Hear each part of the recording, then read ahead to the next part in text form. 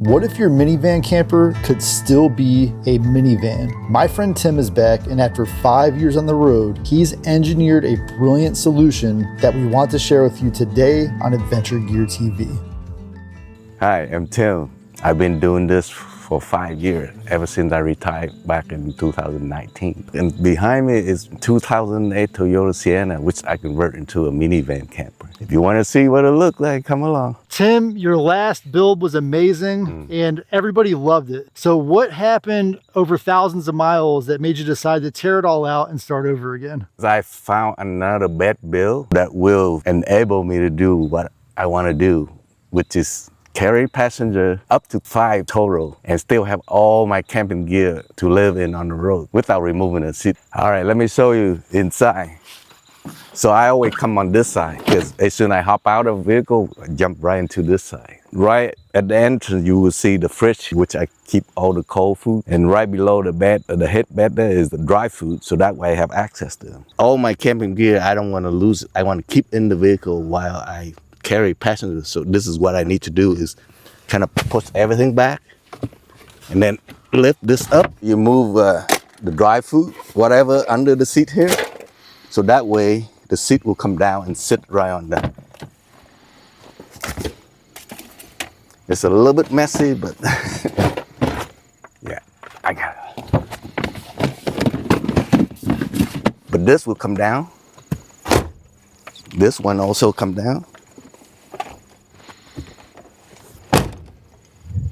And then I will have seat for 2 more persons in here, and all my gear is still inside here. The fridge is still stay here, functional. You can use it still. Of course, the bed is not functional because I'm carrying it. But when I come back, then everything convert back to normal. This bed allow me to have this full-size kitchen. I can either cook inside or from outside. Also, I also have designed this, kind of stole it, the idea from some commercial builder, and I built it my own way. And this will actually convert into a table. So I can prep my meal, watch movie, read book, or dine right here. So it's multifunctional table. But when I'm done, it go back into storage because this will keep this from flying all over the place and stay in place. So stuff that I store here will never fly into the front when I step on the brake. It's actually a whole lot. Pan, plate, spring roll, cutter board, all the utensils that you need. Yeah, a lot. It's actually a lot.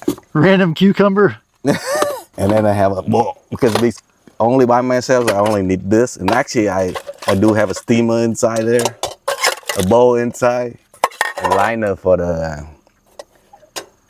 air fryer. So you gotta stack stuff in order to fit everything in here, or it won't fit.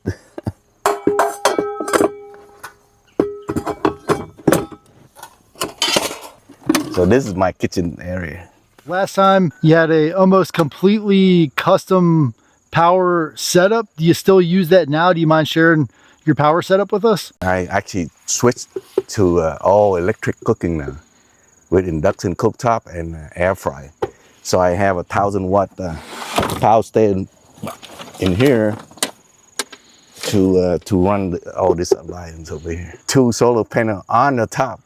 2 100, so each of them charge different system. Have you had any problems with the all-power system? No, it's worked good. No issue at all. So it does come with the AC DC. So right now I plug it to the surge protector, so that way I don't have to keep switching. So it's easy, just turn it on and then they get power for both of them at the same time. What's the maximum output on that one? 2,500 watt hour. This one will use 1,500 watt per hour. So you need a little bit higher pick to do that. All right, Tim, I see you've got the power station there. I noticed you have a custom either shelf or cabinet over here. What do you keep under there? Sometimes I carry tool to do solo stuff or electrical. Right now I don't have it because I need to bring back some camping gear to have a friend for next season at courtside. So that's why it's a great, you can start pretty much anything. Tool, actually I can give you a pick right there. Tool, all kind of tool. Whatever I want to put down there. A lot of folks, you know, they just do minivan camping part-time as a way to sightsee, as a way to travel, Are you a full-timer, a part-timer? Can you tell us a little bit about your situation or how you experience minivan camping? Well, I'm a part-timer, but minivan give me the best MPG, and I'm travel by myself, so it's give me plenty of room. It's a minivan. And What kind of maintenance problems have you had over the last, 3 or 4 years since I last saw you? this one I have issue with leaking power steering unit. That's the biggie. Also, one of the drive shafts, the boot is broke off. I bought it with 95,000. Now I have 180,000. So I put over 80,000 miles in less than 4 years. I actually add an airbag in here to, you see there's a hitch rest, so it's put a little bit more weight, so the tail end kind of sag down. About $100. Anybody can put in yourself. All you have to do is put about 7 pounds, and it actually improve the handling of this van. So Tim, you've been traveling quite a bit. How do you stay warm and how do you stay cool when you're on the road? Just layer. I mean, all you see right here, just sleeping bag and this thin one. I just lay up. If you have to, just wear more warm clothes and then go under the blanket. Do you ever idle the vehicle? I made a video recently and some folks say they idle their vehicle all along, but I personally think it's extremely dangerous. The only time I idle is when I get up in the morning and I'm about to leave. Then I will idle, get the whole vehicle warm up before I go. What is this thing right here? So sometimes we go to campground for meetup. Why not utilize the solar power there? So you have to have this to get power inside with power. So did you install this yourself? I just bought the bit, used to drill it. Actually, it take maybe 5 minutes if you know what you do. Yeah. I didn't. I try to force it. Don't force it, just let the blade do its own thing. When you forced it, did it chip or something?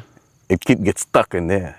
Ah, okay. So you let it just slightly keep going until the metal wear out and it will pop it. That was not the only way to get power in before. I did have a pretty neat way, but it required a lot of work. This is a little bit more hassle because you have to open up your hood, then pull it out, and then plug into the power source.